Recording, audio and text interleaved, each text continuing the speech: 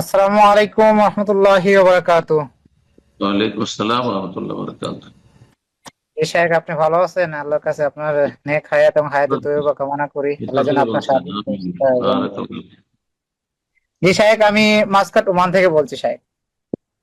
প্রশ্ন করেন, বলেন। জি শাহেখ, আমি আহ, আগামী মাসে প্রথমে নিয়োগ করেছি, বাড়িতে যাবো ইনশাআল্লাহ, আল্লাহ যদি নেয়। শাহেখ, আমার একটা প্রশ্ন হচ্ছে, আমার 4 বছরের একটা মেয়ে আর 1 বছর একটা ছেলে আছে।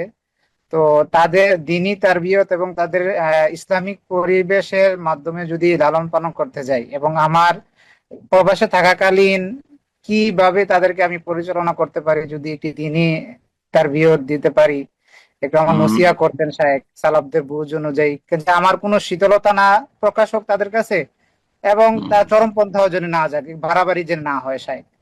তো এই নিয়ে একটু আপনার কাছে নসিহা চাচ্ছি শায়েখ, তাদেরকে দিনদার বানাতে পারি ইনশাআল্লাহ বিদিনিল্লাহ।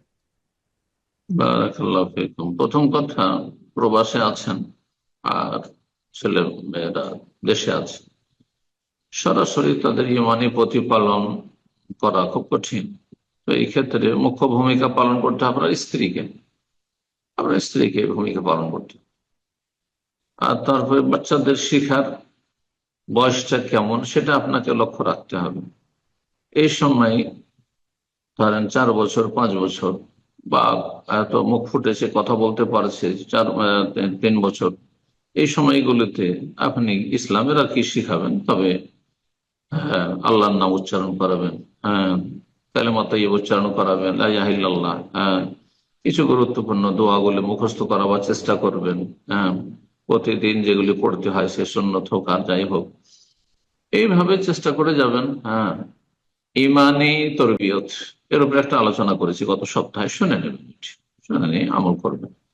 আর 7 বছরে যেহেতু সালাতের নির্দেশ দেওয়া হয়েছে, সুতরাং তার আগে 5 বছর থেকে শুরু করে 5-6 বছর বয়স, এই বয়সগুলোতে তাহারা পবিত্রতা শিখাবেন, ওযু, গোসল ইত্যাদি এসব, তায়াম্মুম, তারপরে সালাতের দোয়া, জিকির আজকার ইত্যাদি কিছু সূরা মুখস্থ করানো, এগুলো করবেন।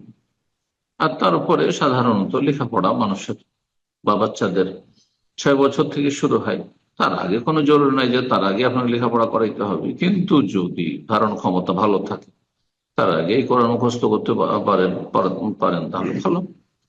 আর না হলে আপনি এই 6 বছর 7 বছর থেকে এগুলো কাজ শুরু করবেন, যাতে করে যেই যে আমলগুলি করা ফরজ, সেগুলি সম্পর্কে আগে জ্ঞান অর্জন করে নিতে পারে। এইভাবে আপনি ছেলেমেয়েদের তরবিয়ত করবেন। দূর থেকে কি করবেন? দূর থেকে আপনি উপদেশ দেবেন। দূর থেকে যখনই কথা বলবেন, শুধু দুনিয়ার গল্প আর হাসি রসিকতা, আর বাচ্চাদের নিয়ে হাসাহাসি করা বা বাচ্চাদেরকে নিয়ে আনন্দ ফুর্তি করা, অথবা তাদেরকে দুনিয়ার কথা বলা, এসব না করে দিনের কথা প্রত্যেক বার কিছু দিনের কথা বলবেন। হ্যাঁ, কিছু দোয়া শুনবেন, কিছু সূরা শুনতে চাইবেন।